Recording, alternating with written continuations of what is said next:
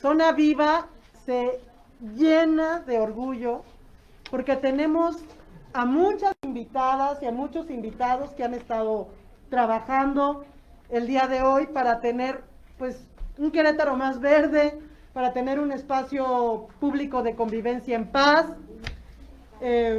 Y se los agradecemos muchísimo y un aplauso para ellas y para ellos. Familias, jóvenes, niñas, niños. Y en el día de hoy tenemos también el enorme honor de tener con nosotros a 3 personas expertas en el tema del medio ambiente aquí en Querétaro.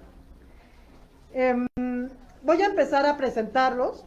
Voy a empezar a petición de Isareli por género. Voy a empezar con Enrique Uribarren, que él es, muchísimas gracias por estar con nosotros, Enrique, es un enorme honor. Él es director de URA, que quiere decir agua en vasco, que es asesoría jurídica y administrativa en materia de agua y medio ambiente. Él es presidente del Observatorio Ciudadano de Protección Medioambiental de Querétaro AC. Él ha estado también en el ámbito público, ha sido delegado federal de Profepa y Semarnat, ha sido subdirector administrativo en Conagua y les pido un fuerte aplauso para él. Gracias.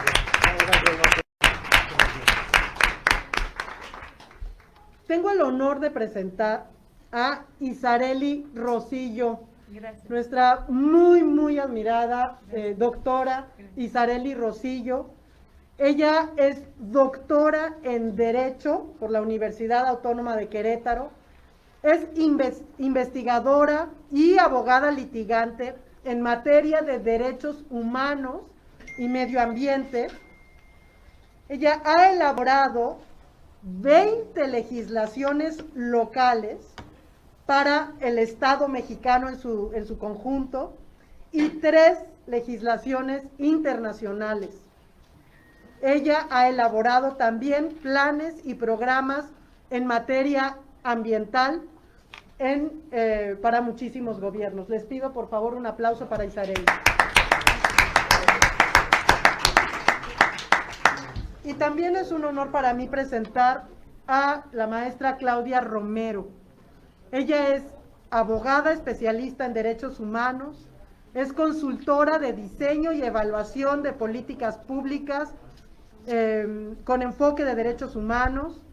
Ella es candidata a doctorado en estudios interdisciplinarios, es analista, formadora y coordinadora de varios proyectos de instituciones públicas y de organizaciones de la sociedad civil nacionales e internacionales.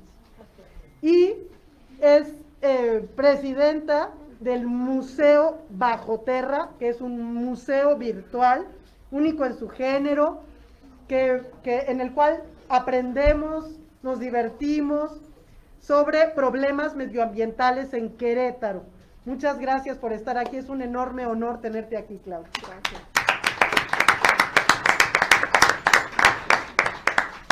Pues bueno, sin más preámbulo, sabemos que la humanidad nos vamos organizando día con día en ciudades y que el 80% de los seres humanos del planeta vamos a habitar en enormes urbes por un buen rato en este planeta. Estas grandes urbes pues nos dan facilidad de tener servicios más al alcance, de tenernos cercanos unos a otros. Esto es un ejemplo vivo. Sin embargo, también presentan enormes retos para la humanidad, porque al juntarnos como hormiguitas, tantos seres humanos en un mismo lugar, pues así como nos ayudamos y generamos sinergias, también generamos enormes problemas al planeta y al medio ambiente. De eso va el ir revirtiendo estos problemas a través de los huertos urbanos. Este en concreto, Zona Viva, que está llamado a ser el huerto urbano más grande del planeta, cuando lo logremos, del planeta no, de México, y iremos aumentando su capacidad para que Querétaro se convierta en la ciudad con el mayor número de huertos urbanos. Ese es nuestro sueño y en eso estamos empeñados todas y todos los voluntarios que están aquí con nosotros. Esos retos son de los que vamos a hablar el día de hoy. ¿Qué pasa con el agua? Sin el agua no hay vida y consumimos muchísima todos los días de distintas maneras. Nosotros mismos somos agua en un buen porcentaje. ¿Qué pasa con nuestros desechos? Y finalmente, ¿qué pasa en un lugar donde se va desertificando y no hay espacios verdes donde se produzca ni alimentos ni oxígeno? Eso es de lo que vamos a hablar hoy. Y sin más preámbulos, le paso el micrófono por 10 minutos a Enrique Uribarren para que nos platique qué es lo que él ve como reto en Querétaro con el tema del agua. Muchas gracias. Gracias. Muchas gracias a todos. En primer lugar, Marce, mi agradecimiento por esta amable invitación a compartir esta mañana con ustedes. Desde luego que también para mí es un honor estar sentado aquí con Isareli, con Claudia, es un honor para mí. Partíamos por una pregunta inicial. En términos generales, las personas en sus hogares se limitan a abrir el grifo, fluye el agua y no se preguntan qué hay de atrás de todo esto, ¿no? Creen que cuando inclusive llega a haber alguna falla, bueno, pues inmediatamente quizás nos molestamos. Con el caso particular en Querétaro, la Comisión Estatal de Aguas, de que qué barbaridad, hoy nos dejaron sin agua, pero no profundizamos, no vamos un poco más allá. Y aquí sería la primera reflexión, donde también creo que en 480 años no hemos aprendido mucho. Si nosotros a cualquiera en el país y a nosotros mismos nos preguntamos, cuando pensemos en, digamos, un ícono, algo referente que nos traiga a nuestra mente al decir la palabra Querétaro, en un alto porcentaje lo primero que nos dirán es el acueducto. Y el acueducto que fue construido en 1760 y tantos, pues nos habla que en esa época había una crisis de agua en la zona de Querétaro, por lo cual tuvieron que recurrir a una fuente externa, en este caso en el vecino municipio del Marqués, para traer y conducir agua a la zona centro de Querétaro. Y sin embargo ya existía el río Querétaro, y hay inclusive gente que nos describe como que una casi paraíso del Edén, como era antes Querétaro en esos tiempos con el río, y desde entonces el acueducto se tuvo que hacer, porque el agua que conducía el río tenía una fuerte carga contaminante, de desechos orgánicos principalmente, que impedían que esa agua fuera apta para el consumo humano. Y si eso ya acontecía desde ese entonces, me pregunto, ¿qué hoy en pleno siglo XXI, qué aprendimos del pasado? ¿O qué no quisimos aprender que hoy nos encontramos en situaciones aún peores? Y ya hemos tenido que hacer una obra, por ejemplo, como lo que hoy se denomina el Acueducto 2, para desde 210 kilómetros de distancia traer agua nuevamente para Querétaro. Si lo vemos a la luz de esto, tenemos que ver que no hemos aprendido mucho, desafortunadamente, que hemos estado quizás sí preocupados, pero también bajo esa perspectiva de antes de ocupación, ocuparnos. Y nos quedamos aparentemente pasmados, y yo creo que hoy tenemos que pasar de la preocupación a la ocupación. Y comparto con ustedes algunos datos que hoy cada vez lo hacen más urgente que pasemos a esto. Hace tan solo 3 años, la Conagua publicó, y está en el Diario Oficial de la Federación, la disponibilidad de los acuíferos en el estado de Querétaro. Los acuíferos, para quien no esté muy familiarizado con el término, pues es el agua que está en el subsuelo, en los mantos freáticos, la cual a través de algún pozo la sacamos y la consumimos. Bueno, Querétaro tiene 12 acuíferos a lo largo de todo su territorio estatal. De esos 12 acuíferos, hace 3 años, 6 estaban sobreexplotados, es decir, sacábamos más agua de la que ese acuífero tiene capacidad de absorber y generar. Y en un total, en ese entonces, teníamos un déficit para el estado de Querétaro de 238 millones de metros cúbicos de agua como déficit en la entidad. Y diríamos, bueno, nos preocupaba. Si nos hubiéramos ocupado, esta situación tendría que verse transformada de alguna manera de forma favorable. Sin embargo, el pasado mes de septiembre de 2020, nuevamente el gobierno federal a través de Conagua publica la nueva disponibilidad de aguas subterráneas de los acuíferos de Querétaro y nos damos cuenta que el déficit, en lugar de ser de 238 millones de metros cúbicos, pasa a ser de 245 millones de metros cúbicos de déficit. Quiere decir que entre 7 y 8 millones de metros cúbicos de más de sobreexplotación tuvimos. Entonces quiere decir que nuestra ocupación en el tema no ha sido muy certera, porque pues hoy inclusive ya no son 6 los acuíferos sobreexplotados en Querétaro, sino hoy por hoy son 8 de los 12. Afortunadamente los que nos quedan en buenas condiciones son los que se encuentran ubicados en la zona que conocemos como la reserva de la biosfera. Ahí es donde se encuentran los únicos 4 acuíferos que hoy tendríamos un nivel de disponibilidad.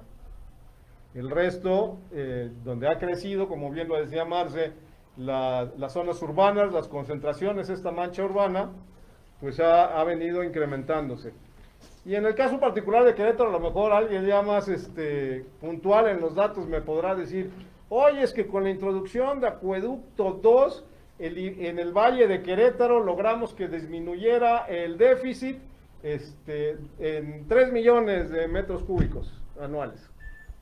Sí, pero si lo vemos en términos desde una política de Estado, como hemos empezado a traer agua de más lejos, en el caso del Acueducto 2, bueno, por eso nos permitió tener cierto ahorro en el Valle de Querétaro, pero a cambio de ¿qué? De que sobreexplotamos, por ejemplo, el Valle de Tequisquiapan, el Valle de Cadereyta, etcétera. Entonces, creo que eso es una primera realidad que tenemos que tener muy claro todos, de que el problema del agua, lejos de encontrar un atenuante, hoy cada vez está en condiciones más críticas.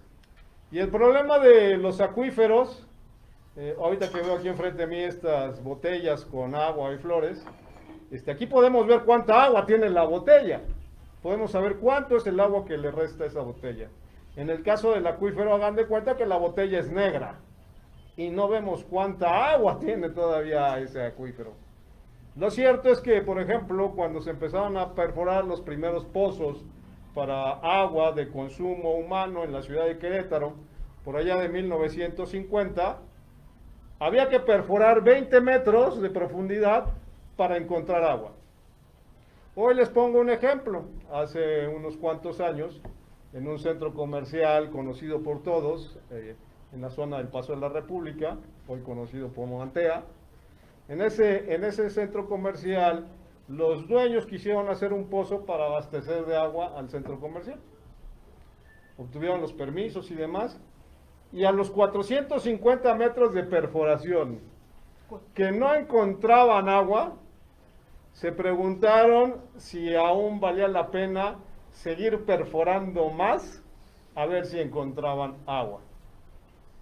Y entonces contrastemos, ¿no? Mientras que hace 70 años, a 20 metros encontrábamos agua, hoy a 450 metros no la encontramos. No encontraron. Entonces hoy es el problema real que tenemos de Querétaro, de cómo se ha ido vaciando la botella de agua. Y entonces, ¿qué tan cerca estamos hoy de llegar al fondo? No lo sabemos. Pero en un nivel de consumo inercial como todos lo estamos realizando hoy por hoy, seguro que a ustedes, a lo mejor a mí ya no, o a lo mejor ya bastante más mayorcito, pero seguramente a los jóvenes que están aquí sí les tocaría ver qué pasaría si llegamos al fondo de la botella. Una reflexión para cederle el uso de la palabra aquí a mis compañeras. La Comisión Estatal de Aguas, por norma, tiene la obligación de dar en cada domicilio de nosotros 200 litros de agua por persona. Se estima que en las casas viven 5 personas.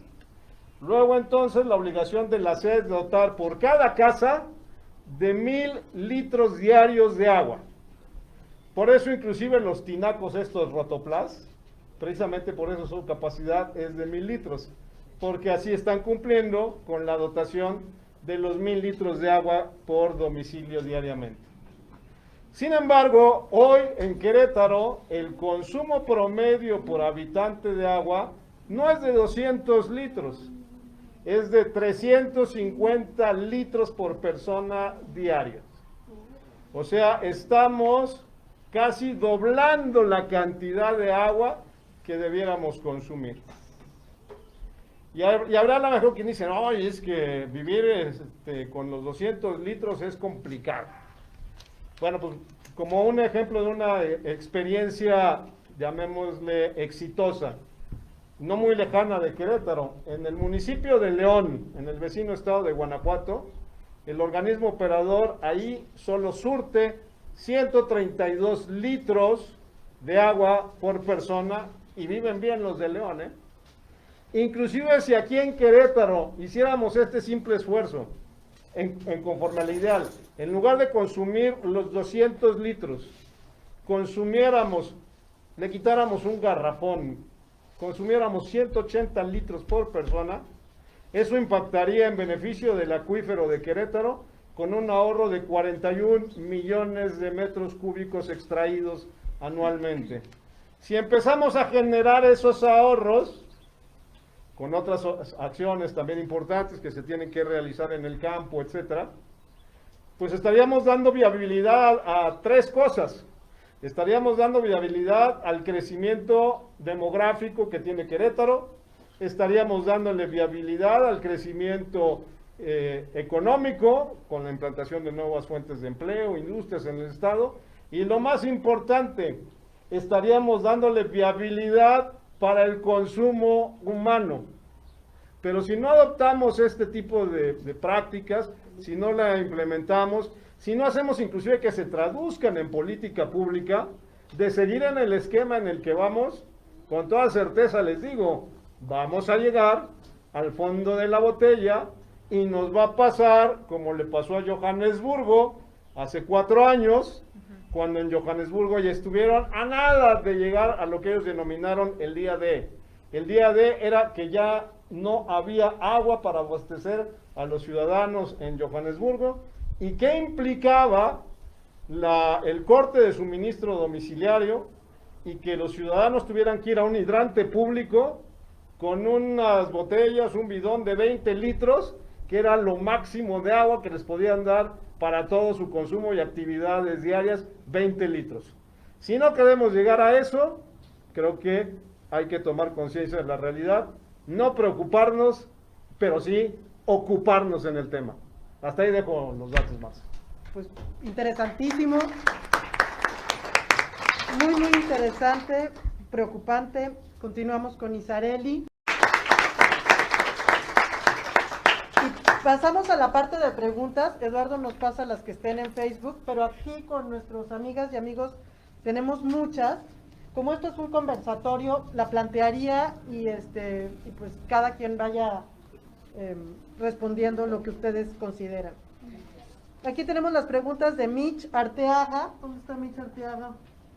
Bueno, pues Mitch Arteaga. Ah, ya está Mitch. A ver, Mitch, ¿cuál es la política del agua a nivel de empresa o fábricas? Si hay me imagino la regulación, ¿no? ¿Y qué tanto consumen agua aquí en Querétaro? No sé si... Pues mira, si nos vamos a los datos particulares de Querétaro, yo te diría que el mayor consumidor de agua, y así lo debemos de tener también claro todos, es pues el campo, las actividades agropecuarias. Ahí se utiliza el 77% del agua que tenemos disponible. Y se utiliza tal volumen porque tenemos la muy mala costumbre aún de las parcelas inundarlas. En lugar de hacer riego por dispersión, riego por goteo, no, pues inundamos la parcela. Y eso también es fruto de una errónea política pública. ¿Por qué? Porque el agua que se utiliza en el campo no paga nada. Entonces, como no me cuesta, pues no valoro tampoco lo que no me cuesta, entonces por eso inundo la parcela, total, pues no me va a costar nada. Cuando, si la tecnificáramos, caso concreto también de Querétaro, si hoy entre evaporación y desperdicio y demás, se estima que el 65% del agua con la cual se inundó la parcela no sirvió absolutamente para nada. Si tecnificáramos un poco, llegáramos, no les digo al 100% de la tecnificación, a un nivel del 80% de la tecnificación en el campo queretano, estaríamos ahorrando 95 millones de metros cúbicos del acuífero y 19 millones de los ríos, de las fuentes superficiales. Ese es el mayor consumidor. El segundo mayor consumidor es el que se destina para el consumo humano, el que conocemos como el uso público urbano para nuestro consumo, es 14%. El tercero es para la generación de energía eléctrica, y aquí tenemos una en el estado, acá rumbo a San Juan del Río, una hidroeléctrica que consume el 5%. Y el menor consumidor, el que está más regulado, es la industria. La industria solo consume el 4% y es la que mayor nivel de regulación y por lo tanto también de observación tiene. Les pongo un ejemplo. Siempre, y lo digo así, como responsable también que fui en gobierno federal del tema agua, y de Profepa cuando también teníamos el tema de la industria limpia. Se dice que Caltex, Ponderosa, Kimberly son los grandes contaminantes del río San Juan. Pues quiero decirles que a nivel nacional hay 5 empresas que tienen certificado de calidad de aguas tratadas expedido a nivel nacional. 5. 4 de ellas son queretanas y 3 de ellas son, una es Kimberly, otra es Caltex y otra es Cartones Ponderosa. ¿Qué significa este certificado de calidad del agua? Que el agua que tratan tiene tal nivel de calidad que permite la existencia de vida acuática. Entonces, pues si permite la vida acuática, pues estamos hablando de muy buenas condiciones de agua. ¿Quién es por su parte el principal contaminador del río San Juan? Y yo les decía, y se enojaban los sanjuaneses conmigo, porque les decía, la población, y también porque no había ningún tipo de planta de tratamiento en esos momentos en San Juan del Río, y aunque hoy ya la hay, por los costos de operación, ha dejado de estar en funcionamiento. Entonces todo el agua que va por los drenajes de San Juan, sin ningún tipo de tratamiento, son vertidos finalmente al río San Juan. Entonces la señora que tiró el aceite en su fregadero, que se tiñó el pelo en su lavabo y tiró los desechos, el pequeño negocio de mecánico que vertió los aceites al drenaje, todo eso que está llegando sin ningún tipo de tratamiento es el que está contaminando al río San Juan. Mientras que las empresas que sí están observadas, vigiladas, pues tienen hasta certificados de calidad de agua. Entonces ahí cuando no es muy popular sancionar a la población y sí es muy popular sancionar a alguien en particular. Desafortunadamente esa es, diría yo, la perversidad en el modelo político de gestión de agua que tenemos implementado. Los tres, ¿verdad?